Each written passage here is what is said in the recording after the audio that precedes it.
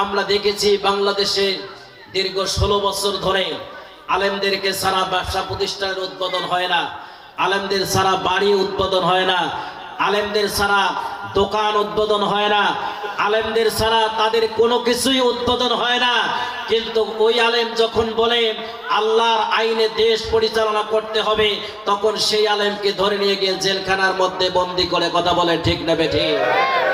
সেই জামানার আজ থেকে 1000 বছর পূর্বে উকবা ইবনে আবি মুঈত উমাইয়া ইবনে খালব যেই ঘটনা রাসূলের সাথে করেছে, বাংলার জমিনে সেই উকবা ইবনে আবি মুঈত উমাইয়া ইবনে খালবের উত্তরসূরিরা দীর্ঘ 16টা বছর ধরে বাংলাদেশের আলেমদের উপরে তাই করেছে। কথা বলে ঠিক না বেঠিক? সাহস নিয়ে দাঁড়িয়েছি তাই মুক্ত হয়েছে জমিন, সাহস নিয়ে দাঁড়ালে আবার কায়েম হয়ে যাবে দিন। ঠিক না? সাহস নিয়ে দাঁড়িয়েছি তাই মুক্ত হয়েছে জমিন, সাহস নিয়ে দাঁড়ালে আবার কায়েম হয়ে যাবে দিন। মুসলমান হয়ে যাব। তারা চুক্তি স্বাক্ষর করল, বিশ্ব নবীর কাছে গিয়া তাদের লিখিত আবেদন উপস্থাপন করলো। ডাক দিয়ে বলল, আব্দুল্লাহর বেটা মুহাম্মদ, অমুক দিন অমুক তারিখ অমুক সময় আমাদের একটা অনুষ্ঠান আছে, এই অনুষ্ঠানে আপনাকে প্রধান অতিথি আমরা বানিয়েছি। আপনি যদি সেখানে আসেন তাহলে আমরা ওয়াদা দিলাম অনুষ্ঠান শেষ হবে যখন আমরা কালেমা পড়ে মুসলমান হয়ে যাব তখন। আল্লাহ রাসূল চিন্তা করলো এটাই তো আমার জন্য সুযোগ, কারণ অনেকগুলো লোক আমি একসাথে পাবো, তাদের সাথে ইসলামের দাওয়াত দেওয়াটা আমার জন্য সুবিধা হয়ে যাবে। এই জন্য বিশ্বনবীজি তাদের দাওয়াতকে গ্রহণ করলো। নির্ধারিত তারিখ এবং সময় যখন চলে আসলো, বিশ্বনবী তাদের অনুষ্ঠানের মধ্যে চলে গেলেন। অনুষ্ঠানের মধ্যে গিয়া অনুষ্ঠান সুন্দরভাবে সম্পন্ন হয়ে গেল। অনুষ্ঠান শেষ হয়ে গেল, সমস্ত লোকজন চলে গেল। উমাইয়া ইবনে খালব, উকবা ইবনে আবি মুঈত দুইজন সামনে বসা, আল্লাহ রাসূল তাদের সামনে বসা। বিশ্বনবীজি তাদেরকে ডাক দিয়ে বলল, ও নেতারা, তোমরা তো ওয়াদা দিয়েছিলা তোমরা অনুষ্ঠান শেষ হয়ে গেলে কালেমা পড়ে মুসলমান হয়ে যাবে, এখন তো তোমাদের সেই কথা পালন করার সময়। উমাইয়া ইবনে খালব তার বন্ধু উকবা ইবনে আবি মুঈতকে ডাক দিয়ে বলল, বন্ধুরে, এই যে তোমাকে আমি দুইটা কথা জানাইয়া দিচ্ছি, স্পষ্ট করে শুনে নাও। তুমি যদি আমার সাথে ব্যবসা ঠিক রাখতে চাও, তুমি যদি আমার ব্যবসার শেয়ার ঠিক রাখতে চাও, আমার সাথে বন্ধুত্ব ঠিক রাখতে চাও, তাহলে আজকে তোমাকে দুইটা কাজ করতে হবে। একটা হলো মুহাম্মদকে দেওয়া ওয়াদা তোমাকে অস্বীকার করতে হবে, তুলে নিতে হবে। আর দ্বিতীয় নম্বর হলো মুহাম্মদের মুখে থুতু নিক্ষেপ করে তাকে অপদস্থ করতে হবে। জোরে বলেন নাউজুবিল্লাহ। উকবা ইবনে আবি মুঈত টেনশনে পড়ে গেল। উমাইয়া ইবনে খালব এমন দুইটা শর্ত দিয়েছে, একদিকে ব্যবসা প্রতিষ্ঠান বন্ধুত্ব, আরেকদিকে হচ্ছে আব্দুল্লাহর বেটা মুহাম্মদ, মুসলমানদের সবচাইতে বড় লিডার। এই যে দুই দিকে দুই অবস্থান, এখন আমি কি করব? টেনশনে পড়ে গেলেন। কিছুক্ষণ চিন্তা করার পরে সিদ্ধান্ত গ্রহণ করলেন, দুনিয়ায় যদি আমি বেঁচে থাকি তাহলে আমার ব্যবসা প্রতিষ্ঠানের দরকার, আমার বন্ধুত্বের দরকার। এই জন্য কিছুক্ষণের মধ্যে সিদ্ধান্ত ফাইনাল করে ফেললাম। উমাইয়া ইবনে খালবকে ডাক দিয়ে বলল, উকবা ইবনে আবি মুঈত, ও বন্ধুরে, আমি তোমার সাথে ব্যবসা ঠিক রাখতে চাই, তোমার সাথে বন্ধুত্ব ঠিক রাখতে চাই, এই জন্য যা করা দরকার আমি করব। সঙ্গে সঙ্গে উকবা ইবনে আবি মুঈত বিশ্ব নবীজিকে ডাক দিয়ে বলল, মুহাম্মদ, তোমাকে দেওয়া ওয়াদা আমি তুলে নিলাম, আমরা কেউ মুসলমান হব না, কালেমা পড়ব না। সঙ্গে সঙ্গে মুখ থেকে থুতু বের করে বিশ্ব নবীজির মুখের মধ্যে থুতু নিক্ষেপ করে দিয়েছে। চিৎকার দিয়ে বলেন নাউজুবিল্লাহ। সঙ্গে সঙ্গে নবীজির মন খারাপ হয়ে গেছে, মনে বিশাল আশা নিয়ে এসেছিল দুইজন ইসলাম গ্রহণ করবে কাফেরদের পণ্ডিত, যদি তারা ইসলাম গ্রহণ করে তাদের পিছনে পিছনে অনেকে ইসলাম গ্রহণ করবে। ইসলামের দাওয়াত দেওয়াটা সহজ হয়ে যাবে। কিন্তু উল্টা ঘটনা ঘটে গেল, বিশ্ব নবীজির মন খারাপ হয়ে গেল। আল্লাহ রাব্বুল আলামিন আরশে আজিম থেকে লক্ষ্য করে দেখেছেন আমার হাবিবের মন খারাপ, কাফিররা অপমান করেছে, অপদস্থ করেছে। আল্লাহ তাআলা সঙ্গে সঙ্গে জিবরাইল আলাইহিস সালামকে পাঠায়া দিয়া সূরা ফুরকানের এই আয়াতগুলো বিশ্ব নবীর উপরে নাজিল করে দিয়েছেন। চিৎকার দিয়ে বলেন সুবহানাল্লাহ। জিবরাইল আলাইহিস সালাম এসে তেলাওয়াত করে শোনায় দিল, আল মুলকু ইয়াওমা ইদিনিল হাক্কু লির-রহমান ওয়া কানা ইয়াওমান আলাল কাফিরিনা আসীরা।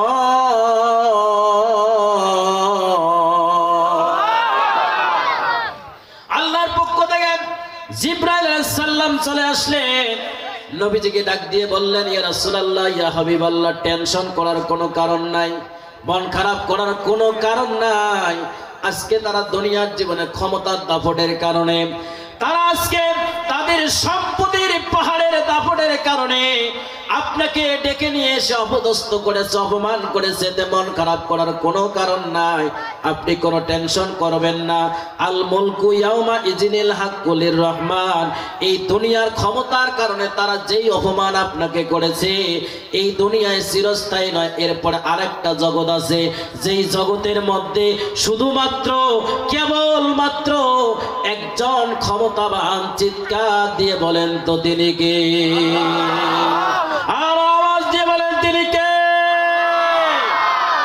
জিবরাইল আলাইহিস সালাম এসে রাসূলকে বললেন, ইয়া রাসূলুল্লাহ, এই দুনিয়ার ক্ষণস্থায়ী জিন্দেগির মধ্যে তারা তাদের ক্ষমতা দাপটের কারণে আপনাকে চরমভাবে অপমান করেছে, অপদস্থ করেছে। কিন্তু এখান থেকে তারা যখন বিদায় হয়ে যাবে, সেই কিয়ামতের ময়দানে শুধুমাত্র ক্ষমতা হবে রহমানের আল্লাহর। সেই দিন তারা এমন অবস্থার সম্মুখীন হবে, ওয়া কানা ইয়াওমান আলাল কাফিরিনা আসীরা, সেই দিনটি হবে কাফিরদের জন্য বড়ই কঠিন দিন। সুবহানাল্লাহ। কথা কার? জোরে বলেন কথা কার? সম্মানিত ভাইরা আমার, আমরা দেখেছি বাংলাদেশে দীর্ঘ 16 বছর ধরে আলেমদেরকে সারা ব্যবসা প্রতিষ্ঠানের উদ্বোধন হয় না, আলেমদের সারা বাড়ি উদ্বোধন হয় না, আলেমদের সারা দোকান উদ্বোধন হয় না, আলেমদের সারা তাদের কোনো কিছুই উদ্বোধন হয় না।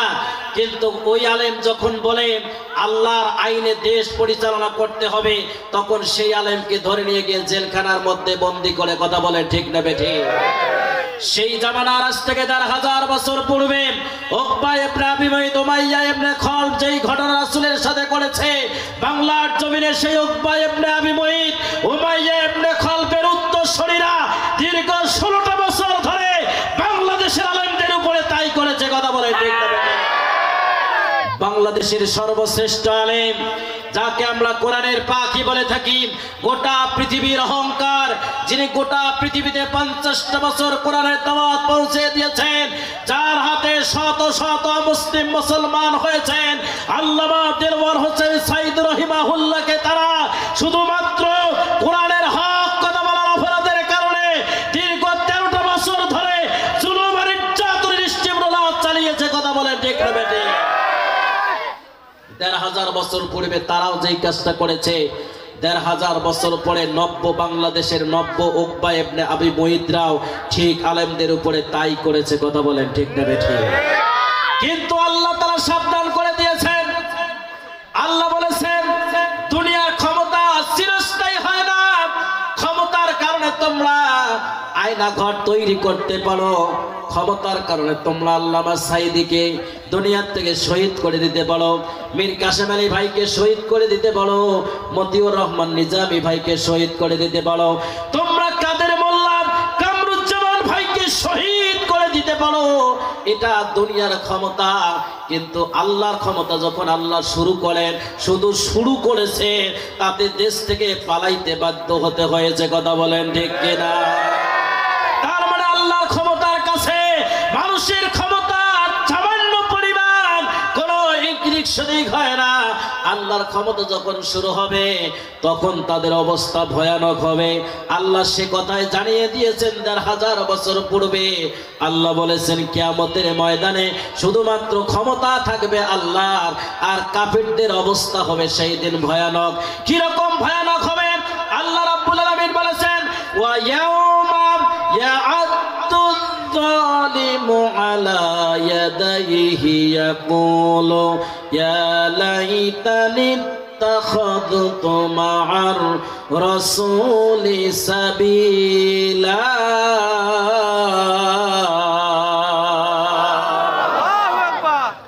জালেমদের অবস্থা সেই দিন কি হবে?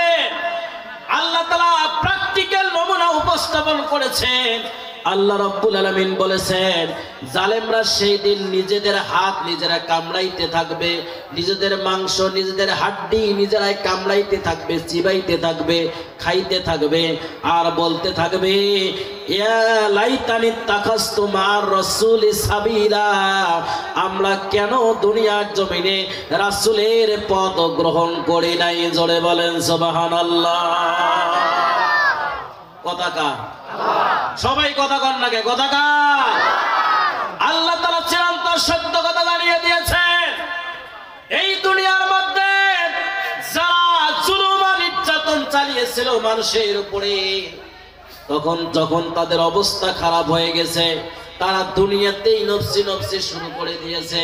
অথচ দুনিয়ার মধ্যে ক্ষমতা থাকাকালীন মানুষকে কোনো পাত্তা দেয় নাই, নিজের মন গড়া অনুযায়ী মানুষের উপরে জুলুম চালিয়েছে। কথা বলেন ঠিক কিনা? সেই কিয়ামতের ময়দানে যেদিন সব মানুষদেরকে একত্রিত করা হবে, বিচারের ময়দানে সংগঠিত করা হবে, সেই দিন সেই জালেমগুলো তাদের একটা দল আল্লাহ তাআলা তৈরি করে দিয়ে দিবেন। এই জালেমগুলো একত্রিত হয়ে বলতে থাকবে আমরা কেন দুনিয়ার জমিনে রাসূলের পথ গ্রহণ করি নাই। জোরে বলেন সুবহানাল্লাহ। কার পথ গ্রহণ করে নাই? সবাই কথা বলেন, কার পথ? জোরে বলেন, কার পথ? রাসূলের পথ গ্রহণ করি নাই। এই কথা কিয়ামতের ময়দানে বলার চাইতে দুনিয়াতে সেই রাসূলের পথ অনুযায়ী চলার দরকার আছে না নাই? জোরে বলেন, আছে না নাই? সম্মানিত ভাইরা আমার, সেই রাসূলের পথ কোনটা এটা আমাদেরকে চিনতে হবে। আল্লাহ তাআলা আমাদেরকে দুনিয়ার জমিনে তৈরি করেছেন। এই যে এবার চলে যায় আবার প্রথম কথার দিকে, আল্লাহ যে আমাদেরকে খেলাফতের দায়িত্ব দিয়ে তৈরি করেছেন, এই খেলাফতের দায়িত্ব পালন কিভাবে করতে হবে নবী রাসূলুল্লাহ দুনিয়ার জমিনে এসে মানুষদেরকে প্র্যাকটিক্যালের সেই প্রশিক্ষণ প্রদান করেছেন। মানুষ দুনিয়ার জমিনে আসার পরে আল্লাহর পক্ষ থেকে যে নিয়ম নীতি মানুষকে তৈরি করে দেওয়া হয়েছে, যে নির্দেশনা তৈরি করে দেওয়া হয়েছে, এই কাজগুলোই নবী রাসূলুল্লাহ দুনিয়ার জমিনে এসে বাস্তবায়িত করেছেন। আল্লাহ তাআলা রাসূলের পথ কোরআন দিয়ে আমাদেরকে বর্ণনা করেছেন। আল্লাহ রাব্বুল আলামিন বলেছেন শারা'a লাকুম মিনাদ-দীনি মা ওয়াসসা বিহি নূহা ওয়াল্লাযী আওহাইনা ইলাইকা ওয়া মা ওয়াসাইনা বিহি ইব্রাহিমা ওয়া মূসা ওয়া ঈসা আন আকিমুদ-দীন ওয়া লা তাতাফাররাকু ফীহি। চিৎকার দিয়ে বলেন আল্লাহু আকবার। সম্মানিত ভাইরা আমার, গভীর মনোযোগ দিয়ে শুনতে হবে। আল্লাহ তাআলা দুনিয়ার জমিনে আমাদেরকে যে দায়িত্বগুলো দিয়েছে, আল্লাহ তাআলা কোরআনের আয়াত দিয়ে আমাদেরকে স্পষ্ট করে দিয়েছেন রাসূলের পথ কোনটা। আল্লাহ তাআলা সূরা সূরা 13 নম্বর আয়াতের মধ্যে বলেছেন, আল্লাহ জানিয়ে দিয়েছেন আল্লাহর পক্ষ থেকে শরীয়ত নির্ধারণ করে দেওয়া হয়েছে।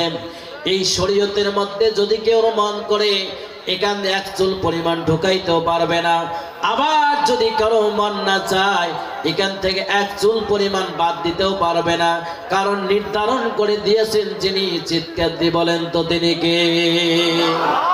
আল্লাহ যেটা নির্ধারণ করে দিয়েছেন, মানুষ সেখানে উল্টা পাল্টা করার কোনো সুযোগ নাই, এক চুল পরিমাণে দিক সেদিক করার সুযোগ নাই। আল্লাহ সে কথা জানিয়ে দিয়েছেন।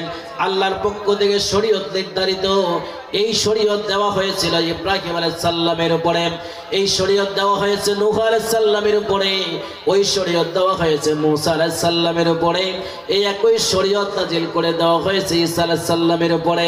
আল্লাহ রাসূলকে জানিয়ে দিলেন, ইয়া রাসূলুল্লাহ, আপনার উপরেও সেই বিষয়টাকে নির্ধারণ করে দেওয়া হয়েছে, ওহী করে দেওয়া হয়েছে। কাজ হলো আন আকিমুদ্দিন ওয়ালা তাতাফাররাকু ফি, আল্লাহর জমিনে দিন প্রতিষ্ঠিত করো, খবরদার এই জায়গায় তোমরা দলাদলি করো না। জোরে বলেন সুবহানাল্লাহ। একটা কথাকে আল্লাহ তাআলা বুঝাইতে গিয়া চারজন নবীর নাম রাসূলকে স্মরণ করাইয়া দিয়েছেন। আল্লাহ তাআলা প্রথমে বলেছেন নূহ আলাইহিস সালামের কথা, এরপরে বলেছেন ইব্রাহিম আলাইহিস সালামের কথা, এরপরে বলেছেন মূসা আলাইহিস সালামের কথা, এরপরে বলেছেন ঈসা আলাইহিস সালামের কথা। কুরআনুল কারীমের মধ্যে 25 জন নবীর নাম এসেছে, তার মধ্যে সবচাইতে নির্যাতন এবং জুলুমের শিকার হয়েছেন যে চারজন নবী। আল্লাহ তাআলা সেই চারজন নবীর কথা রাসূলকে স্মরণ করাইয়া দিয়া একটা দায়িত্বের কথা স্মরণ করাইয়া দিয়েছেন, একটা কাজের কথা স্মরণ করাইয়া দিয়েছেন। আন আকিমুদ্দিন, আল্লাহর জমিনে দিন প্রতিষ্ঠিত করো, ওয়ালা তাতাফাররাকু ফি, এই জায়গার খবরদার তোমরা দলাদলি করো না। জোরে বলেন সুবহানাল্লাহ। যেই কথাটা বুঝাইতে গিয়ে চারজন নবীর নাম স্মরণ করা লাগে, সেই কথার গুরুত্ব কম না বেশি? সবাই বলেন কম না বেশি? কি আমার সাথে মন খারাপ করতেছে? রাগ হচ্ছেন না তো? কষ্ট পাচ্ছেন না তো? তাহলে চারজন নবীর নাম রাসূলকে স্মরণ করায় দিয়া আল্লাহ তাআলা রাসূলের পথের যে কাজ, সেই কাজের নির্দেশনা আল্লাহ রাব্বুল আলামিন দিয়েছেন।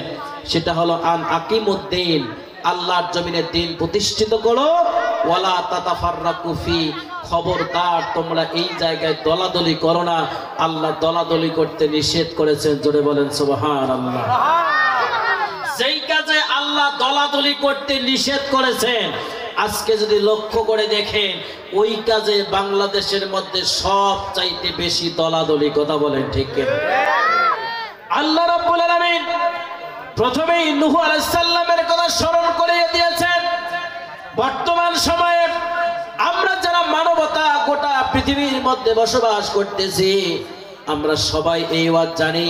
হযরত নূহ আলাইহিস সালাম আল্লাহর পক্ষ থেকে দায়িত্ব প্রাপ্ত হওয়ার পরে, আল্লাহর পক্ষ থেকে নবুয়ত প্রাপ্ত হওয়ার পরে 950 বছর পর্যন্ত সেই ইসলামের দাওয়াত দিয়েছেন, আল্লাহর দেওয়া দাওয়াত দিয়েছেন।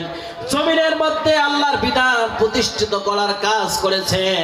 950 বছর দাওয়াত দিয়ে মাত্র অল্প কয়েকজন অনুসারী পেয়েছেন। আল্লাহর দরবারে তিনি দোয়া করলেন, আয় আল্লাহ তাআলা, জাতির লোকেরা আমার কথাকে অস্বীকার করে, আমাকে মানে না, আমার দাওয়াতকে গ্রহণ করে না। আল্লাহর দরবারে দোয়া করতে দেরি হয়েছে, আল্লাহর পক্ষ থেকে এমন গজব নাজিল করে দেওয়া হয়েছে, এমন প্লাবন দেওয়া হয়েছে, যেই কয়জন অনুসারী ছিল ওই কয়জন ব্যতীত আল্লাহর প্লাবনে সমস্ত সৃষ্টিকুলকে ধ্বংস করে দিয়েছেন। যিনি, জোরে বলেন তিনি কি? সম্মানিত ভাইরা আমার, ইব্রাহিম আলাইহিস সালামের কথা এরপরে আল্লাহ স্মরণ করে দিয়েছেন। ওই একই দায়িত্ব জাতির পিতা ইব্রাহিম আলাইহিস সালাম যখন জমিনের মধ্যে বাস্তবায়িত করতে গিয়েছিল, আমাদের জাতির পিতা ইব্রাহিম এই আল্লাহর পক্ষ থেকে দায়িত্ব পালন করার জন্য যখন নমরুদের কাছে চলে গিয়েছে, নমরুদ তার সর্বস্ব শক্তি নিয়োগ করে দিয়া ইব্রাহিম আলাইহিস সালামকে দুনিয়া থেকে উৎখাত করতে চেয়েছিল। ইব্রাহিম আলাইহিস সালামের দাওয়াতকে বন্ধ করে দেওয়ার জন্য একটা দুইটা নয়, 102টার উপরে পরীক্ষার সম্মুখীন করেছেন। সবচাইতে বড় পরীক্ষা ছিল আগুনের কুণ্ডলী তৈরি করে দিয়া ইব্রাহিম আলাইহিস সালামকে আগুনের মধ্যে ফেলিয়ে দেওয়া হয়েছিল। ইব্রাহিমকে পুরানোর জন্য আগুনের মধ্যে ফেলিয়ে দেওয়া হয়েছে। আর আল্লাহ রাব্বুল আলামিন ইব্রাহিম আলাইহিস সালামের জন্য আগুনের সেই লেলিহান শিখাকে ফুলের বিছানা বানাইয়া দিয়েছেন। বলেন সুবহানাল্লাহ। দিয়েছেন যিনি, তিনি কে? জোরে বলেন তিনি কে? ঠিক মূসা আলাইহিস সালাম ওই একই দাওয়াত দিয়ে যখন ফিরাউনের সামনে গিয়ে উপস্থিত হয়েছে, মূসা আলাইহিস সালামের জন্মই হতে দিবে না ফিরাউনের পক্ষ থেকে। তৎকালীন জামানায় যারা রাষ্ট্র ক্ষমতায় ছিল তারা গণকদেরকে ডেকে নিয়ে গিয়া আগামী 1 বছর কিভাবে জীবন অতিবাহিত হবে গণকদের কাছ থেকে জেনে নিত। যেই বছরে মুসা আলাইহিস সালামের জন্ম হবে, ফিরাউন তার গণকদেরকে ডাক দিয়ে বলল, গণকেরা একটু গণনা করে দেখো তো আমার আগামী 1 বছর কিভাবে কাটবে। গণকরা গণনা করে এসে সামনে বসে আছে, কোনো কথা বলে না। ফিরাউন ডাক দিয়ে বলল, ধমক দিয়ে বলল, কি ব্যাপার তোমরা কথা বলো না কেন? গণকরা ডাক দিয়ে বলল, রাজা মহাশয় ভয়ে বলবো না নির্ভয়ে বলবো? তখন ফিরাউন বললেন যে অবশ্যই নির্ভয়ে বলো, কোনো সমস্যা নেই। গণকরা ডাক দিয়ে বলল, আগামী 1 বছরের ভিতরে এমন একজন পুত্র সন্তানের জন্ম হবে যেই পুত্র সন্তান কালক্রমে আপনার ক্ষমতার মসনদকে তছনছ করে দিয়ে দিবে। বলেন সুবহানাল্লাহ। ফিরাউনের মাথা খারাপ হয়ে গেল। 200 বছরের রাজত্ব টিকিয়ে রাখার জন্য সে সঙ্গে সঙ্গে রাজ্যের মধ্যে 44 কোন নারী কোন পুরুষের সাথে 1 বছর পর্যন্ত দেখা সাক্ষাৎ করতে পারবে না। আর যতগুলো পুত্র সন্তানের জন্ম হয়েছে একটা একটা করে সমস্ত পুত্র সন্তানগুলোকে জীবন্ত কবর দিয়ে দিলাম। কিন্তু আল্লাহর কি খেলা! যাদের কি দায়িত্ব দেওয়া হয়েছে এই পুরুষ আর মহিলার মাঝকে পাহারা দেওয়ার জন্য, আজরের কাছে আল্লাহ রাব্বুল আলামিনের খেলা। আল্লাহ রাব্বুল আলামিন হযরত মূসা আলাইহিস সালামের জন্মগ্রহণ করালেন। শুধু জন্মগ্রহণে করান নাই, যেই ফিরাউন জন্মই হতে দিবে না ওই ফিরাউনের বাড়িতে মূসা আলাইহিস সালামকে লালন পালন করেছেন যিনি, চিৎকার দিয়ে বলেন তিনি কে? ঠিক ঈসা আলাইহিস সালাম এই দাওয়াত পালন করতে গিয়া, ওই বিধানকে প্রতিষ্ঠিত করতে গিয়া যখন এই জমিনের মধ্যে নেমে পড়েছে, তৎকালীন জামানায় যারা রাষ্ট্র ক্ষমতায় ছিল তারা ঈসা আলাইহিস সালামকে সর্বশেষ নির্যাতন শুলে চলে মেরে ফেলার সিদ্ধান্ত গ্রহণ করেছে। মেরে ফেলবে, ফাইনাল ডিসিশন হয়ে গিয়েছে। কিন্তু আল্লাহ রাব্বুল আলামিন ঈসা আলাইহিস সালামকে তাদের শুল থেকে হেফাজত করার সাজিমে তুলে নিয়ে গেছেন।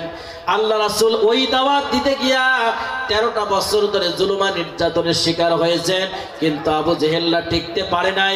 আবু জেহেলের ক্ষমতার মসনদকে তছনছ করে দিয়া আল্লাহ রাসূলের বিজয় দিয়েছেন যিনি, চিৎকার দিয়ে বলেন তিনি কে?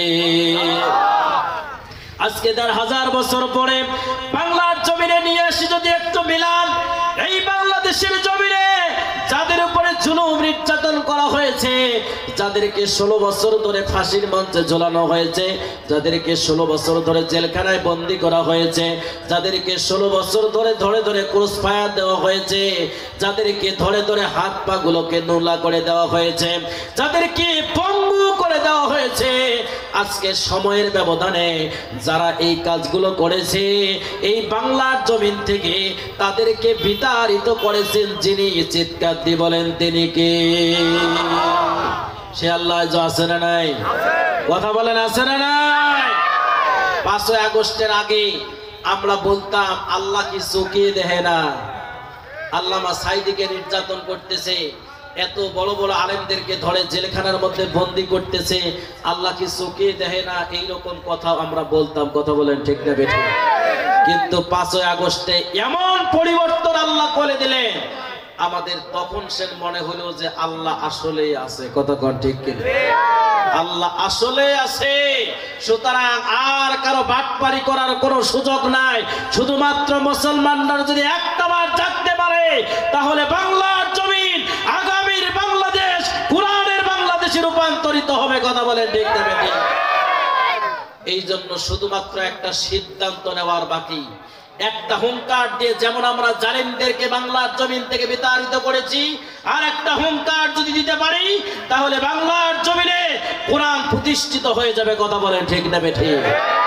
সাহস নিয়ে দাঁড়িয়েছি তাই মুক্ত হয়েছে জমিন, সাহস নিয়ে দাঁড়ালে আবার কায়েম হয়ে যাবে দিন। ঠিক না? সাহস নিয়ে দাঁড়িয়েছি তাই মুক্ত হয়েছে জমিন, সাহস নিয়ে দাঁড়ালে আবার কায়েম হয়ে যাবে দিন। যারা ভেবেছিল ছাড়বে না আর ক্ষমতার ওই মসনদ, দেখেছে তারা রবের পাকরাও কিভাবে করে দেয় নাস্তানাবু। তাই নয় নয় নয় আর কোন ভয়, আনতে হবে দিনের বিজয়। ঠিক না? মানুষের সাথে যারা করেছে দুশ্মনী, করেছে বাড়াবাড়ি, দেশের বুকে তাদের হয়নি তো জায়গা, পালিয়েছে দাদার বাড়ি। তাই নয় নয় নয় আর কোন ভয়, আনতে হবে কোরআনের বিজয়। সাহসে নিয়ে দাঁড়িয়েছি তাই মুক্ত হয়েছে জমিন, সাহস নিয়ে দাঁড়ালে আবার কায়েম হয়ে যাবে দিন। ঠিক না? সম্মানিত ভাইরা আমার, এই জন্য আরেকবার যদি বাংলার জমিনে 96% মুসলমান একটা বার জাগতে পারে, তাহলে বাংলার জমিনে কালেমার পতাকা পথ পথ করে উড়াবে। কথা বলে ঠিক কিনা? এই জন্য আমাদের সকলকে ঐক্যবদ্ধভাবে আমাদেরকে, যারা এই বাংলার জমিনে আল্লাহর বিধানকে প্রতিষ্ঠিত করতে চায়, প্রধান অতিথি মহোদয় সে কথা বলে গিয়েছেন, তাদের সাথে আমাদেরকে ঐক্যবদ্ধ হয়ে আল্লাহর জমিনে আল্লাহর আইন প্রতিষ্ঠিত করার কাজ করতে হবে। কথা বলে ঠিক কিনা? সম্মানিত ভাইরা আমার, তাহলে কিয়ামতের ময়দানে কাফেররা বলতে থাকবে, আমরা কেন রাসূলের পদ গ্রহণ করি নাই? সেই রাসূলের পদ আমাদেরকে গ্রহণ করার জন্য রাসূলের পদ আমাদেরকে চেনার দরকার আছে না নাই? আল্লাহ রাব্বুল আলামিন কোরআনের মাধ্যমে রাসূলের পথের বর্ণনা দিয়েছেন। আল্লাহ তাআলা বলেছেন, লাকাদ কানা লাকুম ফি রাসূলিল্লাহি উসওয়াতুন হাসানা লিমান কানা ইয়ারজুল্লাহা ওয়াল ইয়াউমাল আখির ওয়া যাকারাল্লাহা কাসীরা। আল্লাহু আকবার। ওই উঠলে কে? ওঠা যাবে না কি? ওঠা যাবে? অল্প কিছুক্ষণের মধ্যে আমি শেষ করে দিচ্ছি। আপনাদের জন্য তো খাবারের ব্যবস্থা করা হয়েছে ইনশাআল্লাহ, সব রেডি আছে, খালি একটু পরে দোয়া হলে খাওয়া এসে যাবে। কোনো টেনশনের কোনো কারণ নাই। কথা বলেন ঠিক না? এতক্ষণ পর্যন্ত কোরআনের কথা চলবে। কথা বলেন ঠিক না? আল্লাহ তাআলা জানিয়েছেন, আল্লাহ স্পষ্ট করে দিয়েছেন, তোমরা যদি ব্যক্তি সুন্দর করতে চাও, পরিবার সুন্দর করতে চাও, সমাজ সুন্দর করতে চাও, রাষ্ট্র সুন্দর করতে চাও, তাহলে একজনের জীবন আদর্শ তোমাদেরকে মানতে হবে। তিনি হচ্ছেন মুহাম্মাদুর রাসূলুল্লাহ সাল্লাল্লাহু আলাইহি ওয়াসাল্লাম। আল্লাহ তাআলা একজনের জীবন আদর্শ আমাদেরকে মানার জন্য বলেছেন, এক জায়গায় আমাদেরকে দাঁড় হওয়ার জন্য বলেছেন। আল্লাহ রাব্বুল আলামিন আমাদের সকলকে একটা জায়গায় দাঁড় করাতে চেয়েছেন। পৃথিবীর মানুষের তৈরি করা আদর্শ দিয়া দুনিয়ার মধ্যে শান্তি প্রতিষ্ঠিত হয় না। আমরা বাংলাদেশের 54 বছরে তা দেখেছি। কথা বলেন ঠিক কিনা? কারণ 54 বছরের বাংলাদেশে কোনো হিন্দু নেতৃত্ব দেয় নাই, কোনো বৌদ্ধ নেতৃত্ব দেয় নাই, কোনো খ্রিস্টান নেতৃত্ব দেয় নাই, কোনো ইহুদি নেতৃত্ব দেয় নাই, মুসলমানরাই নেতৃত্ব দিয়েছে। বাংলাদেশের 96% মুসলমানদের হাতের ভোট নিয়ে রাষ্ট্র ক্ষমতায় যাওয়ার পরে এই মুসলমানদের উপরে তারা নির্যাতন চালিয়েছে। কথা বলেন ঠিক কিনা? তার মানে মানুষের তৈরি করা আদর্শ দিয়া শান্তি প্রতিষ্ঠিত হয় না, এটা আমরা চোখের সামনে দেখতে পেয়েছি। এই জন্য আল্লাহ রাব্বুল আলামিন বলেছেন, শান্তি যদি পেতে চাও মুহাম্মদ রাসূলুল্লাহর আদর্শকে মেনে নাও। আল্লাহ রাব্বুল আলামিন রাসূলকে দুনিয়ার জমিনে আদর্শ নেতা তৈরি করেছেন। জোরে বলেন সুবহানাল্লাহ। কি নেতা? সবাই বলেন কি নেতা? আদর্শ নেতা। আল্লাহ তাআলা রাসূলকে কেন আদর্শ নেতা তৈরি করেছেন? 15টা কারণে রাসূল আদর্শ নেতা দুনিয়ার জমিনে। 1 নাম্বার কারণ হচ্ছে আল্লাহ তাআলা রাসূলকে দুনিয়ার জমিনে তৈরি করেছেন। রাসূলের পথ, রাসূলের কাজ, রাসূলের মত হচ্ছে এইগুলো। আল্লাহ রাসূল দুনিয়ার জমিনে এসেছেন 1 নম্বর আদর্শ নেতা হওয়ার পিছনে কারণ হচ্ছে রাসূলকে আল্লাহ তৈরি করেছেন অধিকার প্রতিষ্ঠিত করার জন্য। জোরে বলেন সুবহানাল্লাহ। কি প্রতিষ্ঠিত করার জন্য? আমার কথা বোঝা যায় তো নাকি? আমি কিন্তু কথা বলে শান্তি পাচ্ছি না। এই যে এখান থেকে কথা টানে না, একবারে মুখ লাগিয়ে দিয়ে কথা বলা লাগছে, খুব কষ্ট হচ্ছে আমার। তারপরে আমি বলার জন্য চেষ্টা করতেছি। তাহলে অধিকার প্রতিষ্ঠিত করার জন্য আল্লাহ রাসূলকে আল্লাহ তাআলা তৈরি করেছেন দুনিয়ার জমিনে। হযরত হালিমাতুস সাদিয়া রাদিয়াল্লাহু তাআলা আনহা বর্ণনা করেন, আমি রাসূলকে 4 দিন বয়স থেকে লালন পালন করেছি, দীর্ঘ 2টা বছর ধরে বুকের দুধ পান করিয়েছি। আমার একটা নিজের সন্তান ছিল, আমি মুহাম্মদকে পালিত সন্তান হিসেবে লালন পালন করেছিলাম। মুহাম্মদ আমার ডাইন স্তন পান করত, আর আমার নিজের সন্তানটা বাম স্তন পান করত। এই 2 বছরে আমি হাজারো চেষ্টা করেছি মুহাম্মদকে আমার বাম স্তনে মুখ লাগাবার জন্য, কিন্তু পারি নাই। এর দ্বারা আমি বুঝতে পেরেছি মুহাম্মদ দুনিয়ার জমিনে এসেছে অধিকার প্রতিষ্ঠিত করার জন্য। জোরে বলেন সুবহানাল্লাহ। যাতে করে 2টা স্তনে পান করলে ভাই ভাইয়ের অধিকার থেকে বঞ্চিত হয়ে যাবে, ভাই খাবারের অভাবে ভাইয়ের অবস্থা খারাপ হয়ে যেতে পারে। এই জন্য রাসূল সমান ব্যবহার করেছে যাতে ভাই দুনিয়ার জমিনে ভাইয়ের অধিকার পায়। এই জন্য রাসূলের সুন্নাত যদি আপনি মানতে চান, 1 নম্বর সুন্নাত আপনাকে মানতে হবে এই দুনিয়ার মধ্যে যে যতটুকু অধিকার প্রাপ্ত তাকে অতটুকু অধিকার ফিরাইয়া দিতে হবে। পিতাকে পিতার অধিকার, মাতাকে মাতার অধিকার, বউকে বউয়ের অধিকার, বোনকে বোনের অধিকার, যে যতটুকু অধিকার প্রাপ্ত তাকে অধিকার ফিরাইয়া দেওয়া রাসূলের প্রথম সুন্নাত। জোরে বলেন সুবহানাল্লাহ। আজকে কি অধিকার আছে? কথা বলেন না, আছে? ভাই ভাইয়ের সম্পদ কিভাবে পারে সবগুলো নিজের দখলে নেওয়ার বুদ্ধি করে। কথা কর ঠিক কিনা? কিভাবে এতিমের সম্পদ নিজের দখলে নেওয়া যায়, এই জন্য খালি মাথার মধ্যে বুদ্ধি বিড়বিড় করে। তার মানে অন্যের অধিকারকে নষ্ট করে দিয়া সব অধিকার বাংলার জমিনের মধ্যে দীর্ঘ 16 বছরে এটাই হয়েছে। এই জন্য একজন পিয়ন পর্যন্ত 450 কোটি টাকার মালিক হয়েছিল। কথা বলেন ঠিক না? এটা একমাত্র কারণ বাংলাদেশের অধিকার, মিসকিনকে মিসকিনের অধিকার দেওয়া হয় নাই, ইয়াতিমকে ইয়াতিমের অধিকার দেওয়া হয় নাই, বিধবাকে বিধবার অধিকার দেওয়া হয় নাই। সব অধিকারকে কেড়ে নিয়ে নিজের পেট পূজা করে বাংলাদেশের শুধুমাত্র নয় বিদেশের মধ্যে বেগমপাড়া তৈরি করেছে তারা। কথা বলেন ঠিক না বেঠিক? সম্মানিত ভাইরা আমার, এই জন্য রাসূলের 1 নম্বর সুন্নাত হলো তিনি এসেছেন অধিকার প্রতিষ্ঠিত করার জন্য। আমার আপনাকেও সিদ্ধান্ত গ্রহণ করতে হবে অধিকার প্রতিষ্ঠিত করার জন্য। ওই যে আমি বলেছিলাম 2 শ্রেণীর মানুষকে আল্লাহ মাফ করেন না। এক শ্রেণী হচ্ছে হিংসা বিদ্বেষকারী। আজকে যদি লক্ষ্য করা যায় ভাইয়ে ভাইয়ে সব চাইতে বেশি হিংসা। কথা বলেন ঠিক কিনা? ভাই ভাইকে সহ্য করতে পারে না। এই জন্য এখন কোডের ভাষায় ভাইকে বলা লাগে না যে আপনারা কয় ভাই, এখন জিজ্ঞেস করা হয় যে আপনার শত্রু কয়জন।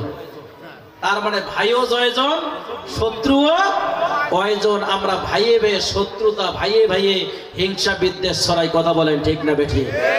সম্মানিত ভাইরা আমার, এই জন্য এখান থেকে আমাদেরকে বের হতে হবে। আল্লাহ রাসূল সাল্লাল্লাহু আলাইহি সাল্লামকে আদর্শ নেতা বানানোর পিছনে 2 নাম্বার কারণ হচ্ছে আল্লাহ রাসূলকে আল্লাহ রাব্বুল আলামিন দুনিয়ার জমিনে তৈরি করেছেন উত্তম চরিত্রের অধিকারী হিসাবে। জোরে বলেন সুবহানাল্লাহ।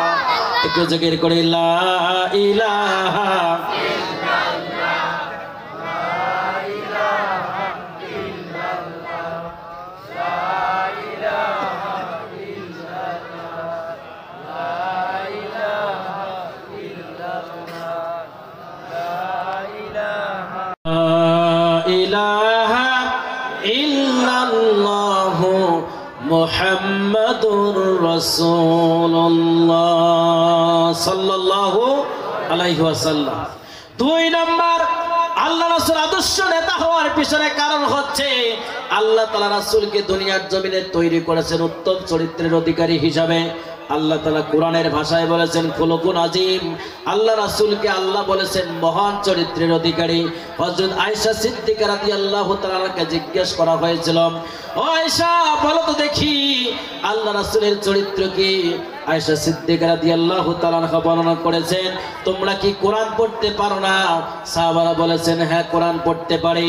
আয়েশা সিদ্দিকা রাদিয়াল্লাহু তাআলা বর্ণনা করেন গোটা কোরআন হচ্ছে রাসূলের চরিত্র। জোরে বলেন সুবহানাল্লাহ। আল্লাহ রাসূল দুনিয়ার জমিনে এসেছেন, কাফিররা পর্যন্ত সাক্ষ্য দিয়েছেন। আল্লাহ রাসূল যেদিন সর্বপ্রথম সমাবেশ করেছিলেন সাবা পাহাড়ের উপরে উঠে, সাবা পাহাড়ের উপর থেকে রাসূল বক্তব্য দিচ্ছেন সাহাবীদের, কাফির মুশরিকদের উদ্দেশ্যে। আল্লাহ রাসূল বললেন অল্প কিছুক্ষণের মধ্যে আমি যদি বলি এই পাহাড়ের অপর প্রান্তে কিছু বাঘ দাঁড়িয়ে আছে তোমাদের উপর আক্রমণ করবে, তোমরা কি বিশ্বাস করবা? সবাই এক বাক্যে বলেছিল অবশ্যই বিশ্বাস করব। জোরে বলেন সুবহানাল্লাহ। আল্লাহ রাসূল জানতে চাইল কেন তোমরা এত বিশ্বাস করো, আমাকে তোমরা কেন বিশ্বাস করো এত? সবাই এক বাক্যে বলেছে মুহাম্মদ দীর্ঘ 43 বছর পর্যন্ত আমাদের সাথে তুমি উঠা বসা করেছো, এই 43 বছরে একটা মিথ্যা কথা তোমার মুখ থেকে আমরা শুনি নাই। সুবহানাল্লাহ বলে। আল্লাহ রাসূল সাল্লাল্লাহু আলাইহি সাল্লামের চরিত্রের সার্টিফিকেট দিয়েছেন কাফির বেঈমানেরা। আমাদের চরিত্রের সার্টিফিকেট দেয় আমাদের স্ত্রীরা, তাও ঠিক দিবে না। কথা কন ঠিক কিনা? কারণ আমরা কত নাম্বার মিথ্যাবাদী এটা শুধুমাত্র স্ত্রীরাই ভালো জানে। কথা বলেন ঠিক কিনা? প্রিয় ভাইরা আমার, এই জন্য মিথ্যা কথা বলা যাবে? কথা বলেন বলা যাবে? যাবে না। রাসূলের উম্মত বলে দাবি করবেন কিন্তু মিথ্যা কথা ছাড়তে পারবেন না, এটা হবে না। 3 নাম্বার কারণটা বলে আমি শেষ করব। আল্লাহ তাআলা রাসূলকে দুনিয়ার জমিনে তৈরি করেছেন আল্লাহর আইনের প্রতিষ্ঠাতা হিসাবে।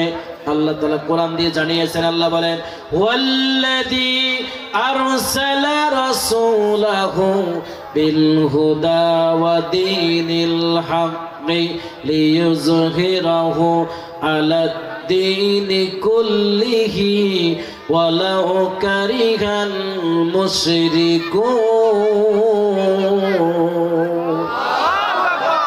আল্লাহ রাব্বুল আলামিন বলেছেন তিনি সেই সত্তা যিনি তার রাসূলকে দুনিয়ার জমিনে তৈরি করেছেন সত্য দিনী হক সহকারে।